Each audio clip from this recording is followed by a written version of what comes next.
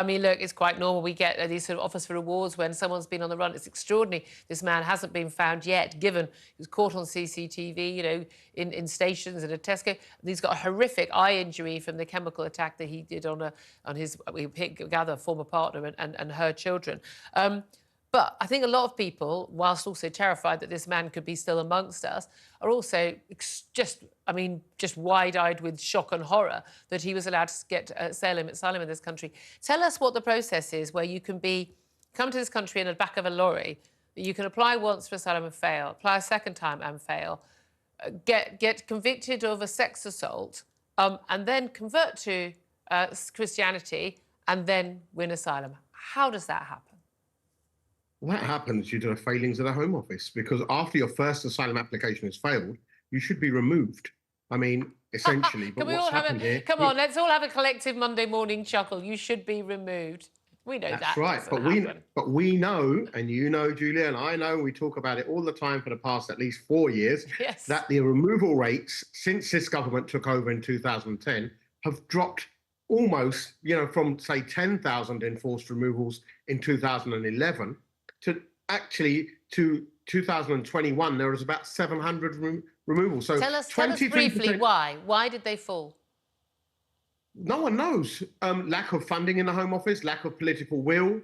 It's not down to the laws, because the laws were in place in 2010 as well. Yeah. It's not down to lawyers and judges. They were there in 2010 as well. How were the previous government removing all of these people? And then this government, all of a sudden, as soon as it comes into power, the removal rate, 23% of people removed were asylum seekers in 2010 and 11. That's gone down to 2021 to only 8%. Yeah. So if you have a look at the massive fall, it's almost as if the previous government in 2010 or 2009 was sending back 10 times more failed asylum seekers. Right. So because we haven't sent this person back, he's applied again and been refused.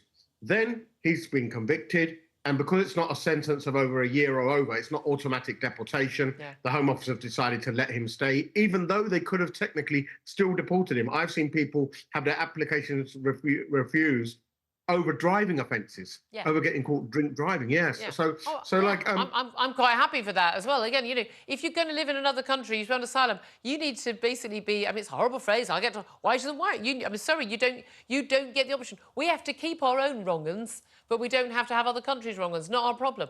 But in terms of the Christianity, the Christianity. I mean, look, the argument is I can't go back to Afghanistan because I'd be persecuted because I'm now a Christian. With all due respect, not my problem, I would say at this point. You weren't persecuted as a Christian out of Afghanistan. So, I'm sorry. You don't have to walk around, shouting to everyone, I'm a Christian every single day, do you? I'm not quite sure that needs to be our problem. But why is the Church of England... either are they gullible? Are they playing along? Is this part of the political wing of the Church of England, the Justin Welby wing, where basically they think that we should have one big, lovely, kumbaya singing happy family around the world where we don't have any borders? Well, let's get a few things straight here. The minorities are persecuted in Afghanistan, and it's not just Christians. It's Hindus, Sikhs, Minorities Christians. Get persecuted as well. Women. And when I mean persecuted, I don't mean called names. I mean beheaded, looted, raped. There's clear evidence of that. So we do have a system which should protect people who are in danger. Now, regarding conversions, it's not up to the church converting to judge whether somebody is doing this for asylum purposes or not. It's the job of the Home Office. What is a Home Office there for? It's there to make sure that nobody exploit loopholes. This government is an expert in loopholes. It seems to have plenty of loopholes to help donors and its mates in other categories. This government should be correct on slamming down on loopholes and to stop these people and to let the correct people through. You might come to this country and you might develop different political views. We've seen that before, and you might genuinely change your religion after having your eyes opened or having epiphanies or et cetera. However, it's up to the government and the Home Office to judge who are the correct people are and who are exploiting loopholes. How do you judge that? Other than the timing, which is that, you've been moved onto the Bibby Stockholm barge, and there's a Rwanda policy which hopefully is making its way through the Houses of Parliament, and suddenly 1 in 7 people decide to convert to Christianity. I mean, come on, what are the odds of that?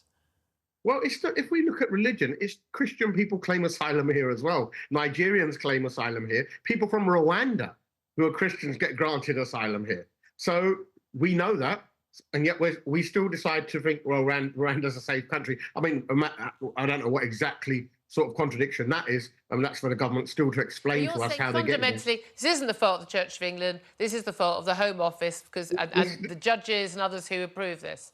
Well, who are we going to blame for this failed system? We're blaming the lifeboat people? Or are we blaming French Border Patrol? We're blaming everybody else except the politicians in charge. No, don't worry. We do that on this show. Harjap, thank you. Suella Braverman is a barrister. I mean, if she can't close a legal loophole... Politicians don't make each individual decision. Often it's civil servants that are supposed to be doing that, and that is the problem. Harjap, we'll have to leave it there. Harjap Singh Banghal, final quick... Shush!